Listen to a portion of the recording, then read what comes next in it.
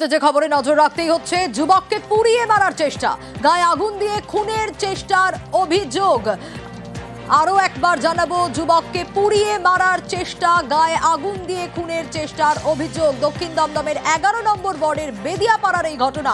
আরো বিস্তারিত অনুপ জানাতে পারবে এই বিষয়। অনুপ, কেন হঠাৎ করে গায়ে আগুন দিয়ে খুনের চেষ্টার অভিযোগ উঠছে? কাদের বিরুদ্ধে এই অভিযোগ? কখন ঘটলো এই ঘটনা?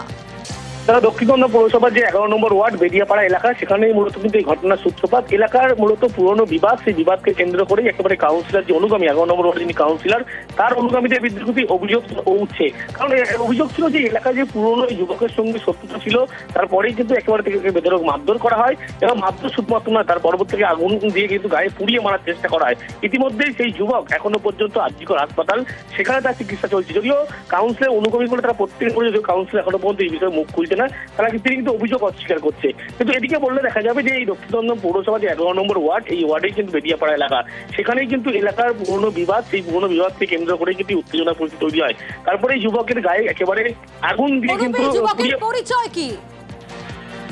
এই যুবক কিন্তু এলাকার স্থানীয় বাসিন্দা এবং এই যুবকের সঙ্গে কিন্তু পুরনো এলাকার পুরনো এক সময় কাউন্সিলর অনুগামী তিনিও ছিলেন এবং পুরনো বিবাদ ছিল।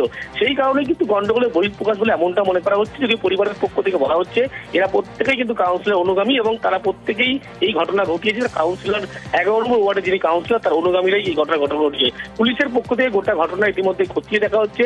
এলাকার সিসি ক্যামেরা ফুটেজ থেকে শুরু করে সমস্ত বিষয় পুলিশ কিন্তু এই মুহূর্তে খতিয়ে দেখছে। অনুপ, আরো একটা বিষয় একটু জানতে চাইবো, আক্রান্ত যুবকও কি কাউন্সিলর ঘনিষ্ঠ? আক্রান্ত যুবক একসময় কিন্তু কাউন্সিলর ঘনিষ্ঠ ছিল বলে এমনটা জানতে পারা যাচ্ছে, কিন্তু এই বর্তমান সময় তিনি কিন্তু করে কাউন্সিলরের সঙ্গে থাকেন না বলে এমন জানা যাচ্ছে। এবং বর্তমান যারা কাউন্সিলর অনুগামী, তারাই কিন্তু এই ঘটনা ঘটিয়েছে এবং পুরোটাই তাদের বিরুদ্ধে অভিযোগ করা হচ্ছে। পরিবারের পক্ষ থেকে গোটা বিষয়টি পুলিশকে বলা হয়েছে। পুলিশের পক্ষ থেকে এই মুহূর্তে খতিয়ে দেখা, যদিও এই ঘটনায় এখনো কাউকে গ্রেপ্তার করতে পারেনি পুলিশ। অনুপ, কি কারণে বিবাদ, সেই বিষয়ে কিছু জানা যাচ্ছে? তো পুরনো বিবাদ শুধুমাত্র বলা হচ্ছে, কি কারণ এই বিবাদ কিন্তু এখনো বলা হচ্ছে না। কারণ পুলিশের পক্ষ থেকে স্পষ্ট করা হচ্ছে না। মদ্যপান নিয়ে একবার ঝামেলা হয়েছিল, সেই ঝামেলার বহিঃপ্রকাশ বলে এখনটা মনে করা হচ্ছে। কিন্তু পুলিশের পক্ষ থেকে বলা হচ্ছে গোটা ঘটনা দুপক্ষকে, যেহেতু পরিবারের পক্ষ থেকে অভিযোগ করতে বলা হচ্ছে, যদি লিখিত যেহেতু এখনো অভিযোগ হয়নি, সেই কারণে পুলিশের পক্ষ থেকে বলা হচ্ছে পুরনো বিবাদ ছিল এলাকায় এবং এলাকায় মদ্যপান নিয়ে শুরু করে একাধিক অভিযোগ উঠছিল এই অনুগামীদের বিরুদ্ধে এবং সেই কারণে কিন্তু ঘটনার বহিঃপ্রকাশ বলে এমনটা প্রাথমিকভাবে মনে করছে। অনুপ, এই যে কাউন্সিলর ঘনিষ্ঠদের বিরুদ্ধে অভিযোগ, এখনো পর্যন্ত কি ব্যবস্থা নেওয়া গেছে?